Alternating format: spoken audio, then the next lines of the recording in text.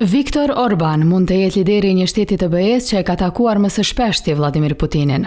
Të premten ishte hera e 14 që kryeministri hungarez e presidenti rus biseduan zyrtarisht. Ngjarja zuri vend në Moskë, ku Orban shkoi te Putini për të biseduar me të, mohëllësisht mbi furnizimet ruse me naftë dhe gaz për vendin evropian. I pari tha se ato janë jetike për Hungarinë.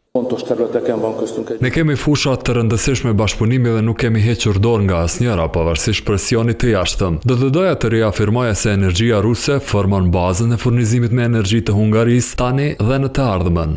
Mysafiri ka mbajtur lidhje të ngushta me Kremlinin pavarësisht luftës së Rusisë në Ukrainë.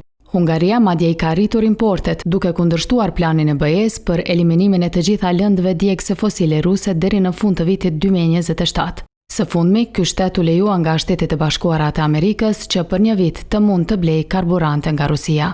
Kreu i Kremlinit vlerësoi bashkëpunimin mes Budapestit e Moskës pavarësisht dallimeve. Para së gjitha është ju mbroni interesat e vendit tuaj, Hungarisë. Pikpamjet tona për çështjet e caktuara për fshi politikën ndërkombëtare ndonjëherë mund të ndryshojnë. Sidoqoftë, ne kemi krijuar një atmosferë që na lejon të flasim hapur dhe të diskutojmë çdo çështje, por edhe të kërkojmë zgjidhje për çdo problem. Presidenti rus e përshkroi qëndrimin e Hungarisë ndaj luftës në Ukrainë si të ekuilibruar.